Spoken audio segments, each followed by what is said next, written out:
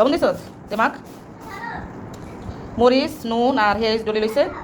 আর এই ভর্তাটা কিন্তু আমার বড় মেয়ে বানায়। তারপরে দিছে এই জায়গার মধ্যে দইনা হাতা দিছে আর সরিষার তেল দিয়ে দিছে। আর এই ডিম ভর্তাটা কিন্তু অনেক স্বাদ লাগে। হ্যাঁ, আর আমার মেয়ে আমার বাসায় আইলে খালি ভর্তা বানাও যত কিছু রান্ধি মানে ভর্তা বানাতে পারি না। কারণ আছে হেতি ভর্তা বানাইতে পারে না, হেতি ভর্তা বানাই খাইতে পারে না, কারণ আমার কাছে আইলে জানে যে আমি ভর্তা খাই, এই জন্য ভর্তা আর কি বানাইতে হয়।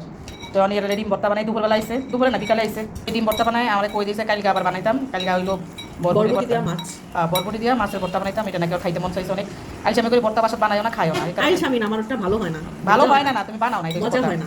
মজা হয়, ভর্তা বানাইলে মজা হয়। বানাইলে আবার সমস্যা, আবার বারবার খাইতে চাই। দেখছো কি চালাক। হ্যাঁ, কোনো জিনিস দেখাইতে নাই, সব জিনিস দেখাইতে নাই। দেখছো আমি খাইবো দেখায় নাই কারণে যা দেখাইছি ওগুলা খাওয়াই একুল পাই না। কি রে জিনিয়া, অত খাওয়াইলে তো মানে সুযোগ পাই দিব, এই কারণে একে খাবাই না। নাহলে বারে বারে কইবো যে বানাও, তোর কষ্ট হয় একটু খাই।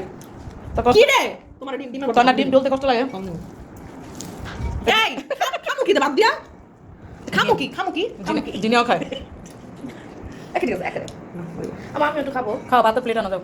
আম্মু দেখছি কেমন টাকায় হয়েছে, এরকম কোনো ব্যাপার না। এমনি ডিমটা শর্ট, এমনি তো কষ্ট হতে, কেন আমরা দুজন খাই একটু কমাই দিলাম না। মরিচ কম দিছি না, না এই মরিচ কম দিছি না। আমরা একলা ঘরে খেলে 4-5টা মরিচ দিতাম, আমি মাত্র 3টা মরিচ দিছি। তো আমাকে ভর্তা কিন্তু হয়ে গেছে, ভাত খামু। তো এই যে রেডি হয়ে গেছে আমাকে ডিমের ভর্তা। আর দেখতেও কিন্তু সুন্দর হয়েছে মাশাআল্লাহ, কিন্তু খাইতে মজা হইব আমি জানি। ডিমের ভর্তা অনেক স্বাদ।